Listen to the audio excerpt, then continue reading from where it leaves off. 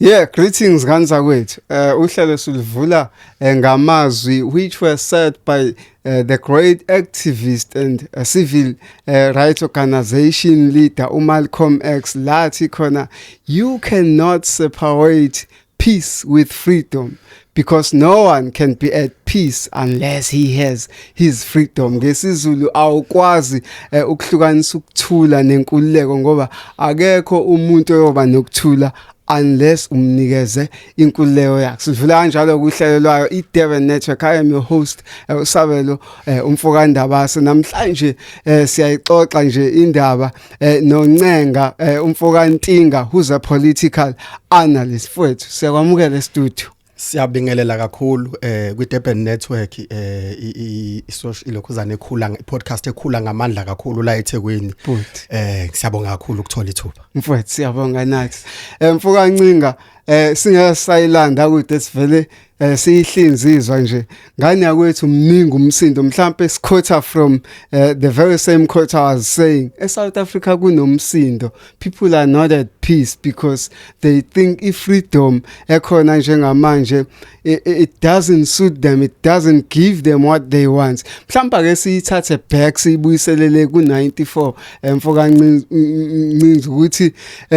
mhlambe le freedom esinayo ke yona ke kuyiyona yini freedom.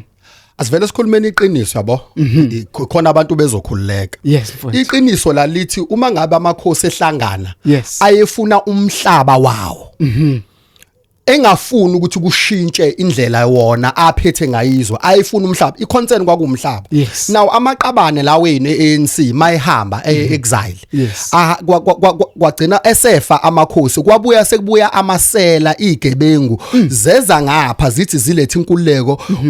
ake sitheni inkululeko ke uma ngathiwa nje lawo manga siyawathatha kwakufanele phela mabebuya angithi uMandela uhambe ethi free for all. Now uma sebebuya sekukhona izikole manje ekuthiwa ezikhokhayo nezingakhokhi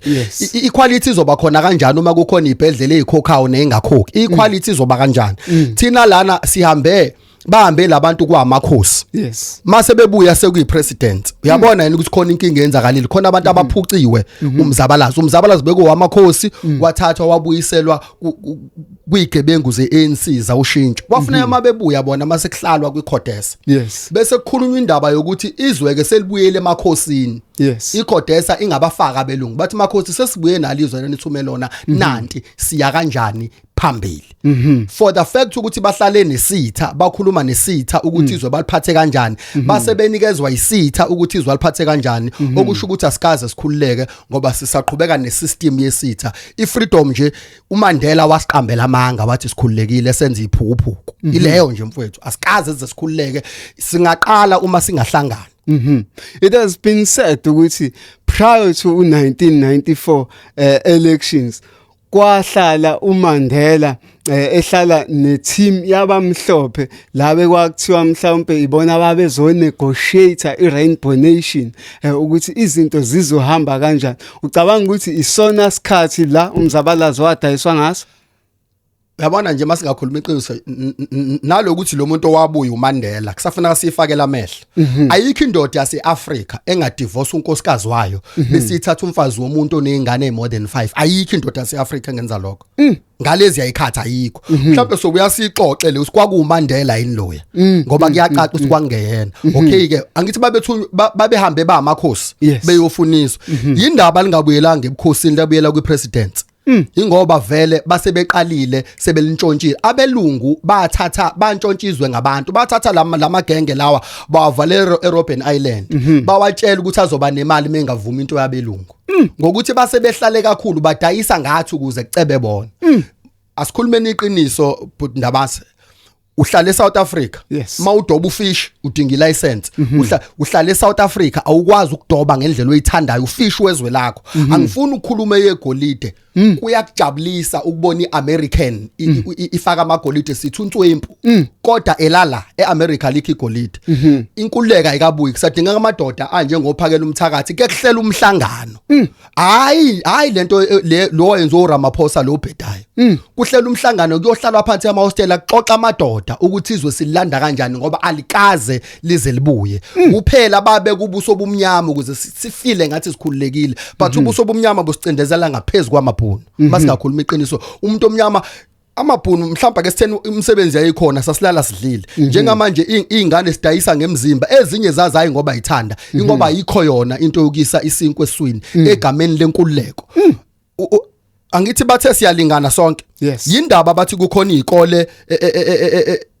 ezoquintal bani zihlukanisiwe abantu mabelingana banikezwe into efanayo angabi khona iprivate hospital nepublic hospital ngoba siyalingana akube khona isibhedlela funa ke ngihlakene noRamaphosa eKing Edward ehudula idrip ngibotha cha le ndoda ihudula idrip eKing Edward ngiyobona ukuthi izwe likhululekile uma ngabe yena esaya isibhedlela sakhe yedwa izwe likakhululeke mfokandamasa asibeni nje nesiqiniseko salokho asikhulume ngabantu abanjengano Christian ekukholelwa ukuthi babe samile emzabalazweni babe samile ezidingweni noma okwakushiwo iFreedom Charter abantu abanjengalaba abayibonanga inkululeko kwakulukhulu ukuthi bayibone ngoba uma kwenziwa lama sunset clauses bona babazi ukuthi lento masixoxa kukhona uChristian ngeke azayivuma uChristian wabuye azi ukuthi lento izoqhubeka yazi into eyebona uChristian yini ileyo ukuthi bathi mabefika bathi ikhali siyayiyeka manje umkhonto wesizwe siyawo awusezoba imilitary wing amasosha awo azothatha ayohlanzwa neSANDF ingakho ipolicing forum yala eSouth Africa ingavumelani nathi ivumelana nento ephikisana nathi uma sitelekile thina sithi abantu abamnyama bathelwa ngopende bethola ama foreigners kunokuthi policing forum iyobheka labantu abachitha upende but into abayenza bavimba laba bathelwa ngopende kuba khona ama commission ahlale lama commission akhulunywa amaqiniso kungaboshwa umuntu kodwa msukwane abantu abamnyama base South Africa ama natives eshaya bokufika kuvele kuvuka lento ekuthiwa iHuman Rights Commission leyo nhlangano indaba lenhlangano ezintweni ezivuna thina ingasukuma wafuneka isukume phela ngesikhathi kuqeda ukukhuluma uNhlanhla Mkhwanasi isukume ithi nansi into ecindezela abantu cha ayisukuma usukana umalema wama wathi kill the boer iyasukuma uyabona yini ukuthi basikhandela ama structures kulama structures basebebeka abantu babo abazowa monitor according to their interest not to our interest thina nje sidayisiwe bafethu izwa likabuyi and ukuze libuye kufuneka siyeke lento yokudlala ngoba ama South African abantu abaningi badlala asikwazi ukusuka la mfuthu sigijime siyogcwala lapha ePoint sithi siyoxoxa abantu bokufika sibe sibashiye ngasemakhaya uyothatha uphayela umthakathi njengoba ayila eThekwini nje kaNongoma edolobheni langakubo bakhona now uyasuka uze eThekwini mawubaxoxa eThekwini bayaphi bako Hillcrest bako Pine Town bayasuka la nibaxoxa khona so lento iyokuthi sixoxe labantu ngoba endokwesibili mhlawumbe ngisho lento ningangizwa kaMadoda you cannot fight the system using the system ingakho ngihlale ngisho ngithi mina ayikho lento yeMK ngeke izikhulule umuntu izathu sami lesi bathe mabe road ukhetho bahamba baye enkantolo now ba fight isystem ngesystem jeez ndamase uma ngixabene nawe mfowethu ngithi ngizokushaya akufanele ukuthi wena ngiyacela ke intinga asiphathene amapipe eplastic siyolwa ngawo imina engizodecide ukuthi ngilwa ngani nawe udecide ukuthi ulwa ngani now thina labantu basiphucizwa basebetha siyovota kwahlela bona thina bese singavoti inkosi bizalo so even emazweni abo izwe laba liphethwe njengaleli mawuye England ikhona iQueen bonke abantu abaphethe baphathele uQueen into evotelwa uNdunankulu mase ephethe uphathele uQueen but eSouth Africa bathi kuba khona upresident ukuze baqhubeke baxove izimbiwa zethu thina singatholi lutho awucabange nje uma ngathiwa njengamanje ulambile ukudla kukho into ezoyidla yikho usuthatha udobo uthi uyodoba ufish uzoboshwa kuthiwa ilicense awunayo ayikho into umuntu wase South Africa anelungelo kuyo eSouth Africa ikhona iANC iphethizwe abadukisi bokuqala bokugcina labo amukho umuntu wase South Africa ophila ekhanda ongaqhubeka votela iANC abantu ababili abangayivotela uSangene ekhanda noDlayo Mfoka Ntinga ake sibuke siqala lapha safesa no president Rolihlahla Mandela saba no Thabo Mbeki sasesiba no president of the former president Jacob Zuma sesino Cyril Ramaphosa uma ubuka labantu ngakube balwe ngokuphelele yini ukuthi eSouth Africa kube ne transformation impilo yomuntu omnyama iguquka asihlale nje straight eqinisweni iyeke indaba kaMandela kenzanga lutho kwakumsangano nje lo obona ngoba i-deputy yakhe kwakuDeclerc umsangano nje mhlawumbe siye kumsangano kwakumsangano lento kaMandela asize kuthi abombheki Thabo Mbeki i-traitor yokuqala yokugcina wathola i2/3 majority le ekwakuthiwe ngayo siyokwazi ukwenza noma yini ngakubo akayibuyisanga iland ngakubo usafica amaplaza amabhuni ngakubo angithi ngithi mina uma ngabe iANC iphuma yayolwela umhlaba namhlanje umhlaba abuyile right wangena ke wathola i2/3 majority futhi masingakhuluma iqiniso yonke lento ayizama wafika negear system yahluleka weza no asgisa wahluleka ayikho isystem akayenza yasebenzela ngoba wayeza nama system abelungu hayi ethu so ayikho into ayenza size kulo wakithi wala kade akwadonuse umfokazuma uthe esixhopha wabesinikeza ubisi lokuthi sigeza amehlo mase ekhala ake ngithi ungcono ngalokho ukuthi usixhophe wayesesinikeza ubisi but uyafana nabo bonke labantu bayiphathi yesystem njengoba uZuma eqala manje evukela isystem siyambonga ukuthi uNonembeza uyabona kodwa nakhona mina abolokhu kushiwa imina untingo oshoyo labantu laba benza isivumelwano nabelungu ukuthi ngo30 emva kweminyaka u30 sobe sesiphatha sonke so ngesikhathi bona bengena emandleni abenze sure ukuthi abantu bonke bayabemukela abelungu now kwaze kwafika u30 years kusekhona abantu aba-anti white abangabafuna belungu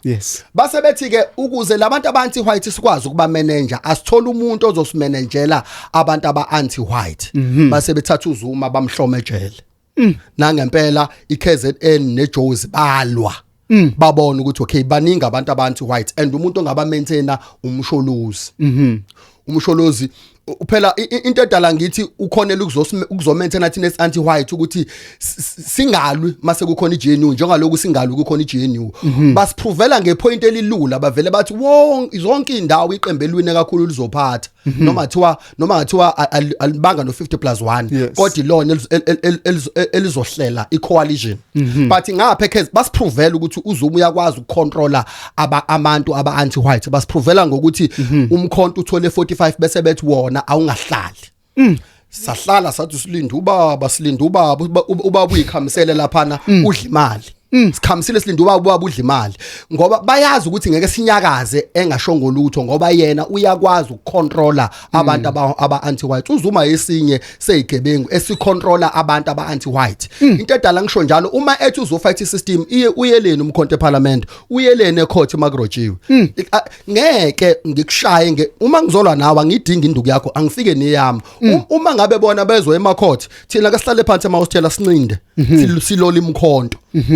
sambe soyithatha iKZN ngenkani ngoba sayiwina angithi democracy ithi intando yeningi ithe umkhonto but umkhonto awuwinanga bakuprova ukuthi uZuma uyawushaya umsebenzi ngoba naku namanje kusaphethe inkatha eyathola u17 amaqili wonke uma sifuna izwe libuye asimdingi umuntu ovela kwezepolitiki ngoba bayakwazi ukwenza ukuthi baxabene kanabaxabene basemsebenzini Cyril Ramaphosa hayi bandla siyambonga lo yababa kakhulu ngokuthi avela beneqiniso ayiveze ngokusobala into ayiyona ngaloko esipretend for the fact ukuthi iANC ihlangane neDA kuyakutshela ukuthi uRamaphosa usebenzela abelungu straight into our faces akasifihleli bona ukuthi ayikho issue enganyaziswa uwe uRamaphosa isukumela ake ngizwele into esimple kade nimanga umsindo la nilwa la eThekwini le nto uyayibona kulokuzana uthe sukwathi ake ngibaprove lento abayisho ngeke ngiyenze wavele ulanda ama foreigners futhi nakhona uqamba amanga metha wasePalestine akuwona wasePalestine umuntu wabo obagadele thina okumsholoza abamthembi ukuthi usigada ngeqiniso ngoba usegijima eAfrica abamthembi so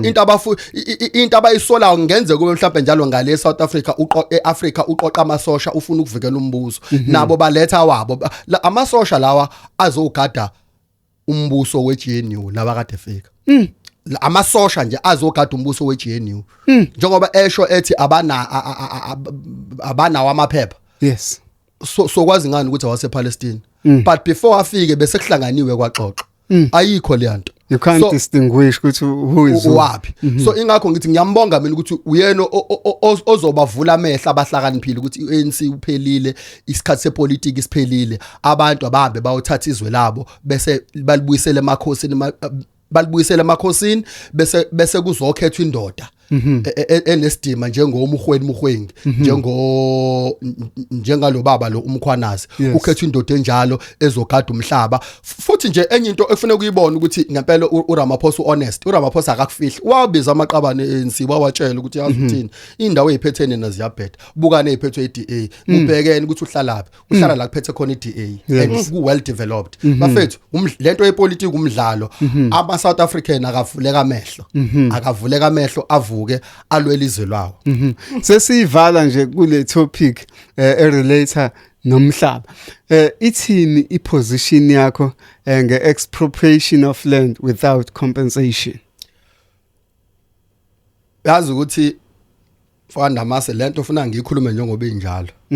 Njengoba kwaba khona izimpi ukuze balithathe, kuyoba khona impi ukuze libuye. Bogcina beyikhuluma ama politician ayenzayo asinika izinto efunwa indlebe yethu but ku action abasoze bayenza. So ilend even uMalema umdlalo nawe uyazazi ukuthi uMalema emva kokuthi eEngland akabuyanga esenomdlandla njengaloku noMandela wahamba baba becula icule lithi umhlaba wonke ezandleni zabantu. Namhlanje nasebephethe ukephi umhlaba usesezandleni zabelungu. Amaqili lawana in fact bafethu for the fact ukuthi sivota ukwenza iformality thina simkhetha upresident ukhethwa yilabantu abawu20 abala ko 2000 abahlangane eNazareth ibona abakhetha upresident thina suke sesiyokwenza iformality ukuze baveze emazweni omhlaba engathi sikhululekile. So lento umhlaba mfowethu iyobuya ngalendlela eyathathwa ngayo, ngikutshele lelo qiniso nje mhlawumbe noma ngabhlunga emhlabeni kodwa ngendlela owathathwa ngayo uyobuya ngayo. And uPeter Groenewald wamtshela uZuma ukuthi mawufuna ukubona kuchitheka igazi thatha umhlaba wethu uzobona. Jeez. So injalo nje bafowethu asingayibalekeli amadoda awayeke ukuhlala emahostela edla inhloko. Ake ahlale phansi axoxe ukuthi izwe libuya kanjani. Kodwa indlela Fanda Mase ileya yasencome yasesandlwane lo ubuya ngayo ke masicathi izobuya ngeParliament siyadlala. Mhlawumbe stand sami leso. Mfowethu ake sithinte eyomthetho sanda ukushawa ukuthi umuntu kuzakwazi ukuba ikhansela engathi sekuzoba compulsory ukuthi abe nomatriculation. Thini uvo lwakho? Fanda Mase. Njengamanje ungihlazisa amanga kodwa ngizowahlaziya. Kwamanga ukuthi abantu bakhethe ikhansela njengoba ngithe kwamanga ukuthi abantu bakhethe ipresident. Ngisho ngoba ngihlala khona. Yabo nje uma ngathiwa lelizwe beliphethwe yithina ngempela. Bengafanele endaweni ezisemakhaya ngizoza kulo ishoyo. Bengafanele kube khona into ekuthiwa ikhansela ngoba kunezinduna ziyahola. Akuthathwa induna ziyohlala kwiESCO bese kuthi emadolobheni la ngekho khona induna bese kuyavotwa khona. Ngenxa ukuthi abelungu basifaka le system yabo. Why ngihlala ezwelibovu ngizophathwa yikhansela ngapha kukhona induna. Le nduna lezi ziyahola izona ezibhekelele inhlala kahle yami elani ikhansela. Futhi ikhansela kuba umuntu ofunwa abantu kuba umuntu ofunwa inhlangano. Umsukwane ikhansela kwaba ikhansela labantu. Kuyodingeka ukuthi kuhlangana abantu bahlangane endunini baxoxe ukuthi ubani ongasimela kwiESCO kamasipala akhethwa abantu bese kuhlala abantu bathi ukuze ikhansela lethu silivotela silambe silise kwiANC asambe silise kumkhonto lingalethwa inhlangano alilethwa abantu enhlanganweni. Mhlawumbe lapho ngiyocisha ngikholo leyo ukuthi kufuneka abe no matric ukuze aphathe bafowethu asiyekeni into engekho. Asiyeke nje into engekho ngoba uStenhazen uhlala eParliament uno standard 9. Yeah, but uhlala eParliament. So ke kunogo umuntu wase South Africa uye kumsebenzeni na 65. Kunogogo lapha abano 70 base Parliament basindwa amaqakala ba decide ngempilo zethu. Ayikho into yepolitiki mntakandamase ezokunikeza iqiniso. Iqiniso liyokwenziwa msukwane kwahlangana iDenver kwahlangana iGeorge Koch kwahlangana iBria kwahlangana yini lesi esemlazi iTES kwahlangana amahostela Jacobs kwahlangana insizwa. Khona insizwa yasho yathi lelizwe libele kuzuma yayisithi ayikho into ehlula insizwa. Mina ngithi alingabe lisaya kumuntu wepolitiki. ayinsizwa ikhetha insizwa ngoba kwayibona lobuholi lobu bomisuzulu uyabona ukuthi into engekho isi-infiltratewe i-west leya so kusafuneka insizwa ke ihlangane zilungise izwe la uma zingalungisi ziyodla udaka ngoba njengoba ngitshela ukuthi ngisho ngalamba uthi ngilambile manje ake ngiye emngeni ngasekhaya ngiyodoba ufish wafica umlungu udoba uzokufuna license mawungenawo uyakubopha inkululeko yini leyo so le yokuthi akube khona umatric ukuze ikhansela liphatha kuhleli left ubugebengu impilo kaANC ukuze ubotha manga wathi efika uRamaphosa wathi yena uzodila nobugebengu 3 months down the line kwavela iphalaphala kwaboshwa abani umuntu so bafethu singabe sawalalela lamanga into engekho into engekho so mfokantinga you think ukuthi indaba ye political solution into engekho ukuthi njengoba iANC iphathe for this long sekunama coalition kuno GNU o GPU ucabanga ukuthi lento yonke kumele icrashwe mhlambe kuziwe namanye ama systems iyona kuphela ke indlela ke leyo engenza ubona izwe libuyile msukane kwaphuma ipolitiki ngoba ipolitiki yabona nje for the fact mfowethu ukuthi sabela ukuthi iqale kuhlale iconference bakhetha upresident bese bemthatha bembeke ebhodini kwi-conference nakhona before ihlale you must know ukuthi kunabantu abaku-NEC abangamfuni uRamaphosa but basabi power emkhavile ipolitiki bafethi scam akuyona into yethu thina masifuna izwe libuye ngempela libuye ngokuphelele asiphume kwipolitiki for undermass asiphume intinga ake sibeke kanje for i-discussion encane mhlambe senze reference we are living in the 21st century iliphi mhlambe izwe ongalikhomba ukuthi lezwe liphila without ipolitiki kodwa liya survive lento ilula nje nansi eBurkina Faso phambi kwakho bano president wabo ofunwa yibo hayi ofunwa iWest bathi mabeqeda ukuphatha wayitshela iFrance ukuthi le nkampani kade nimba kuzona igolide ayisabhilongi kinina seyibhilonga kubantu baseBurkina Faso iLibya beyinjalo alikho iqembu lezepolitiki ongezwe ukukhulunywa ngalo eDRC mfowethu alikho uzozwa ukuthi iDRC kade kuyiZaire ithema iZaire iphethe uMabuso Seseko kwase kungena uLaurent Kabila wamthatha I don't know noma uLaurent noma uRobert yini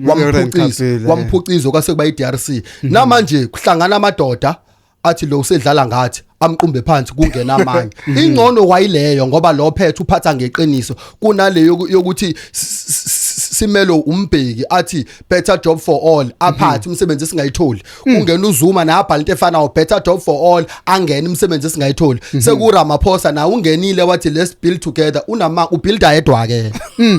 so ayikho izwe mawufuna ukubona niyazi bafethu ukuthi uGaddafi ebulawa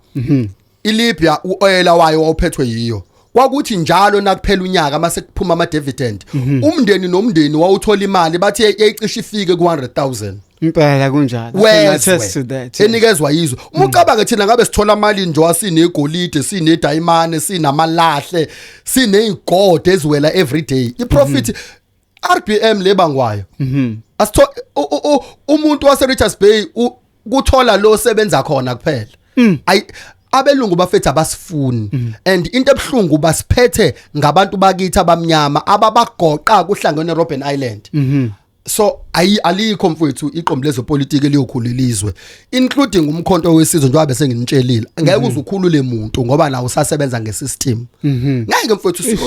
sirojiwe ufakazi mngangenkomo then asabe phela sohlala kadakadunuso sixoxa ukuthi siya kanjani ukuthatha into yethu umsukwana uZuma wathi ucela amadoda ahlangana ngiyoxoxa ngokubuya kwezwe mina ngiyoqala ngokukholo umkhonto uma esahlala eParliament erule system to a point of order uthula usakhuluma kusadlalwa bafowethu usakhuluma lapho ngoMuammar Gaddafi ugesi wawo mahala eLibya amanzi ayo mahala ezikoleni kwakufundwa mahala eLibya awukwazi ukuqalela isikhathi kumese ukhule wangaka ungaka uthatha imoto amaza akhululekileke lawo ke iSouth Africa abafowethu ayikakazi izikhululeke and njengoba silele kanje ayikakazi ukukhululeka ayikazokhuleka. Asikhulume ngokuphucwa kwamandla amakhosi. Abantu today esithi masibabuka sesibabuka beyizithombe nje, abasenamandla, abasekho effective, seba abantu abakhona nje just to add numbers. Yazi ukuthi ngendlela imali emenza ngawo umuntu uPopeye agcine ngasaboni. Aweke ukuthi mawufuna indawo emakhaya manje induna njengoba sidutshulwa kangaka nje kule kukhulunywa indaba ukuthi induna ziyafa. Induna endaweni ohlala kuyo mawuthola indawo ukhokha 100,000 ukhokhela umhlabathi. Lo esasulwela kodwa namhlanje sesiyawuthenga ngoba sahluleka ukwenza iqiniso. Izwe lamba liphethwe amakhosi. Abantu abasidayisile mfowethu ilento ukuthi kuthiwe eParliament kunesabelo sendlu yobuholi bakaZulu. Njengoba nje uyazi na ukuthi uMdlokombane wayehamba aye eMaritzburg ayokhangeza uhlanga lohlabathi liyokhangeza. Uyabona ukuthi lento obukhosi ngifuna ukukuvezela ukuthi ifekhanda each and every year uma kunesabelo eMaritzburg siba khona isabelo sikaMisuzulu uyophinda yena 60 million and something ibiku 90 million seku9 isiko ngayigcinila lo 60 isigijima ku 90 million manje so inezokhulunywa umuntu agceka umuntu akhangeza ke kunzima uma nje umuntu ekuphakela udansela isiginci sakhe ingakho uRamaphosa wathi mengena wafaka iCovid ngoba wayefuna ukuthi imisebenzi iphele kwilevel yokuthi esimethembe kwadla ukuthi ke impahla ziyanyuka no 350 usenzela ivalue mina ngisho athi emsebenzini ngisebenza mina ngiyicontract ngisho athi umsebenzi wami umile angubhalisa u350 ngoba icash le yanto usukuthatha icash usukuthatha ishame nenhlamba ukuthi umuntu omnyama isiwula sabanye abantu abamnyama behlangene nabelungu lento iyolunga suwane kwahlangana hayi ngeqembu lezepolitiki kwathiwa nje iGippsland isibizile Denver amadoda wonke ahlangene kade akwadunusa sikhethe ngoba akusiza ukuya kuMisuzulu ngoba sofica kukhona uRamaphosa umngani wakhe akuyona inkosi yabantu leya inkosi yaseNgilandi inkosi yabelungu kusafuneka izwe lihlangane likhethe umuntu walo ozoliphatha ebukhosini liphinde likhethe umuntu walo ozoba undunankulu ozomanagela isizwe imali zaso ekokuthi njalo nje ngomhla 15 December siyazi ukuthi iSouth Africa yonke iyabonasa from igolide from igodo lezehlale zwela every day from ilahle sithola ama profit ngoba izwe lethu I think uhulumeni wase Mozambique lo wesifazane ngeke ngamuzwa ekhuluma ethi uminister ngazi wezombiwa phansi uyamxosha futhi uyohlala phansi atshela izwe ukuthi wenzeni wathi kuyonke into ephansi komhlabathi wase Mozambique ibhilonga kumuntu wase Mozambique namhlanje sihlala eSouth Africa sinenkampani embigolide ekuthiwa iAnglo American kodwa ila eSouth Africa into engekho bafowethu lesi kuyona liyolunga msukwane kwahlangana abantu bodwa bakhuluma ngezwe labo singahlanganiswa under ipolitical party ngoba sisabuyela emangeni amukho mala akhuluma iqiniso ukuvota bafowethu amanga let us sesizovala nje siyesibheke imadlanga commission bese sibheka iad hoc committee abahleli njengamanje siyazi ukuthi ufikile usenzo Mchunu emva kwenkulumo ezakhulunywa uGeneral Nhlanhla Mkhwanazi ufikile usenzo Mchunu wafika uShadrack Khumalo wafika kwafika noSibiya khona noBrown Mokhosi recently abantu babhizi lapha bahubhuza amanga abanye benza ama allegations angenawo ama bases ake sikhuluma ukuthi isizo rephapha zonke lezi zinto they will come to an end ngakube sobona yini abantu being convicted for their sins njengamanje na kwi political era ikhabhali edlayo ixabene nekhabhali engadli so ngenxa lokho singalibona iqiniso ngoba baxabene bodwa yes ngenxa lokho sisethubeni lokubona iqiniso ngangikhala mina ngesikhathi uRamaphosa enza le commissioner but njengamanje ngithi usizile ngoba sesiyazi ukuthi kwenzakalani yes kodwa in return uRamaphosa bafuna ukwenza sure ukuthi amukho umuntu kwiANC ovela ecolorful ukuthi engaphatha imkhovu yabelungu abasayithemba njengamanje u2 umbheki noRamaphosa awusekho omunye umkhovu abawuthembayo ngoba konke noZuma bekuyimkhovu yabelungu zonke lezo zinto so awusekho umkhovu abawuthembayo so njengamanje mawuthi uyazizwa phela imedia yenza nje ifuna ukukulalela isinto ukuze mayisiyenzeke ingakuthusi njengamanje kuthiwa emva kwe G20 uRamaphosa ngenzeka resign mase resignile bese kungena uThabo Mbeki kuze kushaye u2029 uThabo Mbeki uzoqedela yona le agenda kaRamaphosa yini manje bebebona ukuthi umchunu engasangene base beyibhobosa lento ibhotshoswe ngamabomu so lapha ku ad hoc kuzovela wonke amaqiniso ngesikhathi evela amaqiniso now mawuthi uyabheka amsekho umuntu eSouth Africa obukeka equalify ukuba umholi kwiANC ngoba uma uzokhuluma ngobaba lo deputy president uyazikhumbula iskandal zakhe kuthiwa kudutshuliwe ama political akhasha abantu kwase kuba khona indla amamiliyoni le capital yes iyabekwa yalengiso kathiwa muka nje wathi ufuna ukungena sizoyikhuluma umchunuke sebemhlikizile vele down angekepasi baqedile so ama results sizowabona futhi abantu bazoboshwa abantu abazoboshwe baphi ilaba ababengapha ku radical economic transformation ibone ezobadla lento bese kuzothi laba base sidini le white elite bona bazo survive injalo nje bafethu nayo lento yumdlalo kodwa sizombona umuntu ozoboshwa ngoba sebexabene bodwa ngesikhathi besazwana akuboshwanga umuntu wakhuluma inkinga kabi ubaba lo ngoba naki esebothi ngeke sayithola imali agwazelwe ngayo ethi kwababhlungu sengifungisa umuntu okade ngimphenya ngapha kwakuyini le commission ehlalela uZuma iCommissioner kaZondo now iState Capital Commission yes so uthi kwababhlungu sengizofungisa same person ekade testify ngala nabo Mantashe bakhona kodwa babe testify nangu Ramaphosa ukhona kodwa waye testify sidlala ngemali yethu yentela futhi ngiyafisa iSouth Africa ke ikwenze ukubanjelwa intela kube ioption ngoba sibanjwe ngejazi and silele ngeke size sivuke so ingawakhipha ama results ngenxa yengxabano yabo either than that ibingeke ilokhunja kuvela kakhulu la ukuthi inhlaka ezithile zomthetho zibanjwe ngobhongwane abantu abathize uKet Matlala being one of them ibona Brown Mogotsi bevela nabanye kusho ukuthini lokho ukuthi labantu ekumele bas protect kodwa kubibona aba compromise isecurity ye state uma ngabe uqashiwe umqashi nengasakufuni uyaxoshwa Brian Mogotsi selokwathi inhlobo baziwa baziwa ipresident yase South Africa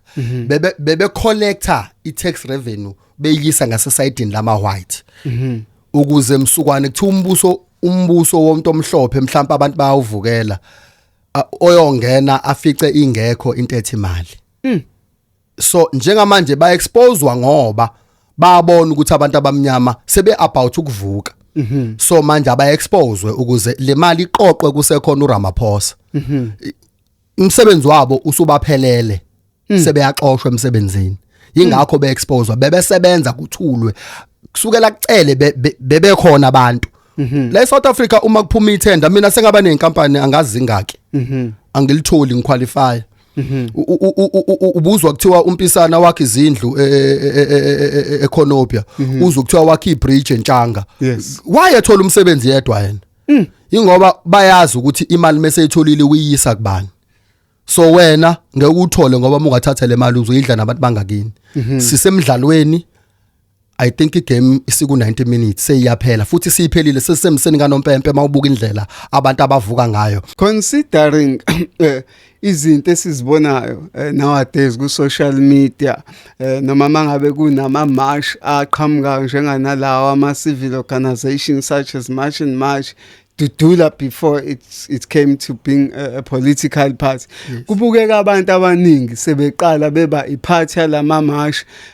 go Facebook berana ama campaign ahluleka kubuye ngathi abantu base South Africa bavuka manje bayalibona iqiniso lokuthi kudlalwa ngabo inhloso yokuthi balanjiswe bekuwukuthi bancetheze kwiANC ngebhadi umuntu omnyama melambile uvela abe nolaka afuna ukulwa bageje lapho bahlolo kuyirida lapho so ubona beya nje balamba eswini bahlele emakhaya abenzi lutho so once wamemeza bathi salithola ithuba lokuthi ke sibe ipower evalelwe ndawonye ya explode so njengoba besibulala ngendlala siya explode manje siyoyithathela futhi mina ngiyasho nje ukuthi sekuyisona isikhathi esidlula lesa sisekho yes mhlambe usasho lapho sibonile izolo angikhumbuli noma izolo noma inini kodwa khona le genge ye MK lakho bebele eGoli bajwayele ukwenza ukuya emafemini la ko Clearwood kodwa izolo bebe eGoli babase la eGoli abaziwa kangako kodwa bafike baphula up ama numbers abantu aba close to mhlambe 10,000 isho ukuthini lento nge unemployment i state of unemployment ezweni lethu mhlawumbe ngiqale la into engcono kakhulu ngeMK inamanga amakhulu neqiniso eliningi ngazi noma uyacaca yini inamanga amakhulu neqiniso eliningi so i state of unemployment la South Africa si disaster Jesus i disaster mfowethu abantu balambile kunomuntu olala engenayo into azoyifaka emlonyeni yethi ngala abantu baseParliament i South Africa ngisanda kuzwa izolo kuthiwa iyona enemali eningi eAfrica kwezomnotho nje ibalansile yethi abantu bakhona bayalamba uma singaphuma kulento ngiyakhumbula insizwa yakadakadunuse njengisho ukuthi uzuma unamanga amakhulu neqiniso eliningi ishaya ngapha ngiyakhumbula bethi rand izowathi ngizolixosha sikuleyo level manje yokuthi asisatshiswa ngarandi sikhanda imali yethu sikhanda imali yethu bese sizoyifaka mhlawumbe ikhanda likadlothovu kabhekeki umamonga osuthu sifaka ikhanda lakhe bese kuba imali yethu ke mayise nama political scammers lawa awo Mandela kuse umdlalo bafowethu so ngendlela ehigh ngayo iyo le eyenza nibone ngathi seziya attendwa lezi zinto zo march nodudula ingoba sihlele emakhaya sibhorekile silambile bona ukuthi abangabhorekile basemafamily bayisebenzela futhi abanendaba futhi bayasigxeka uyazi ukuthi uma ngabe ulwa nabantu bokufika le malokishini uyoshawa ama South African ngoba asakha izindlu sebethi mabephuma emafemini bakhe izindlu zemqasho baqashisa bona mawubashaya uxosha ibhizinisi yabo njengoba kuyiwa ku-G20 leliti yami engake etholakela ekabi khona inkampani eyenzayo kusazovuka inkampani ezoba iLZN lithium Zulu Nation uthola ukuthi uma isiZulu ngoba isichuse uPopayi wabelungu bamnikeza ama shares engabe uthatha le nkampani kube yethu kube yase KZN simbe lento sidayisela abelungu bese iprofit yakhona ishare among people of the nation kodwa ngeke akwenze lokho uzothola ama shares njengoba noRamaphosa enama shares kwiRBM so sinaleyo inkinga bafowethu inkinga kusho ukuthini ukuthi at this point in time, at this age in time, this position of life that you are in, sisakwazi ukuvumela inkampani yaphesheya izomba la ekubeni over there abantu bakhalela ukuthi why kwavunyelwa ama Chinese from the beginning or Anglo American ukuthi baqhubeke bamba ama minerals ase South Africa. Ngicabanga ukuthi lo mbuzo othi kusho ukuthini kukliye kuwe ukuthi siphethwe abantu abathengiwe ngesikhathi upresident okhona ethola lento akasho ukuthi akuhlangana ama South African anemali kukhanda imali kwenziwe inkampani uyazi ngobani ngoba wonke umuntu onemali eSouth Africa ukhandwe iwhite elite ungacabanga ukuthi uMatsepe unemali Matsepe akanamali behind yena kunamadoda phela leli qiniso phela abafethi ngakho uthi Ramaphosa ngimthandela ukuthi akasidayisi ekhave usidayisa bukhoma ehamba eya eEngland ahamba ngani noma eya ku Trump indaba ahamba noMatsepe wahamba noJohan Rupert it tells you ukuthi ubani ukhovo ubani imkhovo yonke akho umuntu omnyama onemali imkhovo yabelungu basebenzela abelungu behind inkampani zika Matsepe kukhona abelungu ingakho namanje kuthiwa uyena othola ithenda ngazi lani elikhulu alitholile ngoba uyazi ukuthi magenena segene uJohan Rupert laba belungu ba scout abambheka umuntu ohlakaniphile bese bemthatha bamsondeze bamnikeze yonke imali imali emhlala emzini omkhulu kabi inkampani ezimgada ezabelungu kodwa uyagijima athi asiyolwa siyo invade land ngenkani kufika amaphoyisa akithi ngoba we are still under the apartheid policing phela lento uzoyibona ngokuthi masilwela into thina sabantu abamnyama amaphoyisa vimba thina isystem yethu ngisho bana ngithi ngiyamthanda umsholozi bakithi uneqiniso eliningi ngithe unani ngithe uneqiniso elikhulu namanga amaningi uneqiniso elikhulu namanga amaningi yabona lento abeyisho ukuthi le system iRoman Dash Law asifuna yena urule ngayo enamandla okuyishintsha wangayishintsha so politician will never speak the truth even umkhonto is not for us kuphela uZuma iagent yama white ukuzocontrol abantu aba anti white injalo nje ngani yakwethu ngoba sinyakaze ngashongo kwafuna mswane sirojwa ayibo uyayazi KZN sasingaliphendula silithathe kodwa kathiwa silinda ubaba andikathisho njalo babejabula bena kubathi ayibambe ngako siphathele kahle unqamalala amadoda funeka akhulume iqiniso eliningi abesefihla iqiniso elikhulu amen Stellan Punch Mafia soloko siqhubekile ngeke siphele ngoba yabona ngeke nganovalo bafowethu umsukwane kuqala indaba yokhetho ngibona uPanyaza Lusufi emele iqiniso that's how umuntu ozomela ama white egrunyo kufanele akhulume into esiyifunayo but angayenzi kodwa ayikhulume ingakho kuthiwa sikhululekile sibe singakhululekile so isystem silwe nawo kakhulu sihambisa ama petition ayikho into esingayenzile ukuthi manje ayikho indlela eqondile yokulwa nayo ngoba iyisystem so uma ulwa nayo kufanele usebenzise indlela zayo ingakho ngithi mina kwayilwana lolukhetho athi uZuma warojwa lona uyazi yena ukuthi wenzani ngoba ukube kuthiwa sasirojwe ngempela wayezobiza amadoda kuhlangano kaDakadunuse egaya intelezi khanje kuyothathiswa so uyazi ukuthi angithi manje into edala asebenzise isystem Butsabelo understand into eyi1 ukuthi isystem mawulwa nayo amukho umuntu oyimele njengoba sihambisa amalokhuzana leCR amaphepha balithatha baliqebhule bathi ayisebekhulumile dani yabo nje for the fact ukuthi uyaphuma umeya lisayine but akushintshe lutho linjani iTheku malinje kungangaki beshintsha umeya beTheku linjani malinje la ngasemarket la ngigibela khona mina ayikho into ongayifici kodwa amaphoyisa adlula khona every day and ipetition yaleyo nto ukuthi ayikazi iziye iyaya ama building la agcwele ama foreigners aqwayizisa ingane zasekhaya idayisa ngomzimba kuma buildings la kamasipala bayazi ama petition swayisila ngithi isystem kulwa nawo ngepetition sihambisile ke ukuthi indaba singalwi nayo silwile nayo kodwa indlela yokulwa nesystem isystem so ukuze sikwazi uma ufuna ukushaya isystem iba ngaphandle kwayo you cannot fight the system using the system ingakho ngithi umkhonto ngabe uphethe KZN ukube walwa nesystem using their own method not using i-method ye-system icala ake sitheni walifaka ke bandla kubaba ke lo onamanga amakhulu neqiniso eliningi ake sitheni walifaka namanje likaqulu futhi iyoziphela ithemu lingaqulwanga and bagcwele eParliament baphila ngani ngesystem so uma iqembe elingavela lithi lizophathizwa elohlangana lithi sophathizwa akuzovotwa nanga umuntu sambe seyinkampanini zamabhasi sithatha amabhasi siqonde na e-union building simfake noma belungu bengathi good ithanga ngoba basho njalo bafuna ukwenza kube intwembi ngabe kuyilungelo labantu ilungelo labantu eSouth Africa likho 45% wafuna umkhonto kodwa namhlanje siphethwe inkatha ngoba ilungelo into engekho and isikhamisile sihlele emakhaya sithi ku right ngoba silindele ukutshelwa ubani ubaba kanti ubaba what if isystem yamkhokhela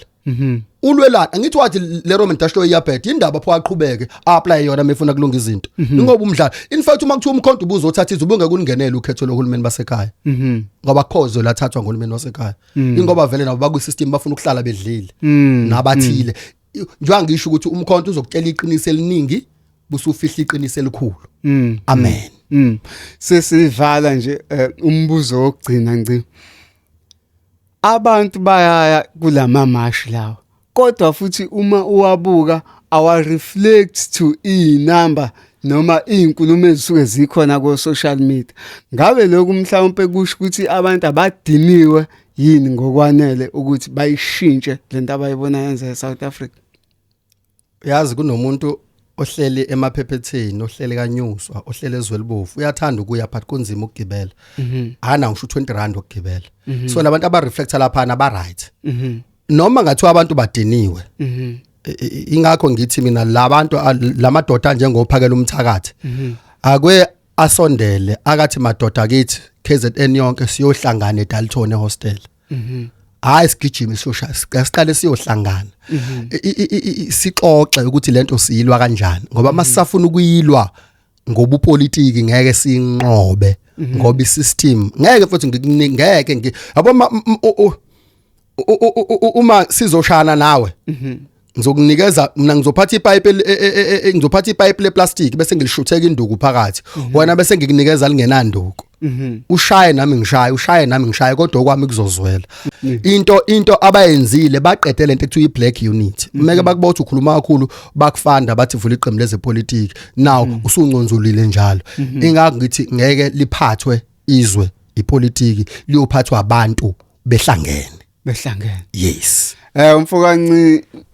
Ntinga ebesinaye ke e-studio who's a political analyst silvala njalo kolunye uhlelo linqayizivele lwayo ke iDurban Network I am your host Sabel umfokandabase sithi nje kuwena ake niye ngobuningi lapha ku TikTok niye ku Facebook niye ku YouTube ni subscribe lapho in numbers sesilvala nje uhlelo sithi kuwe ake babonana baphinde babonana danko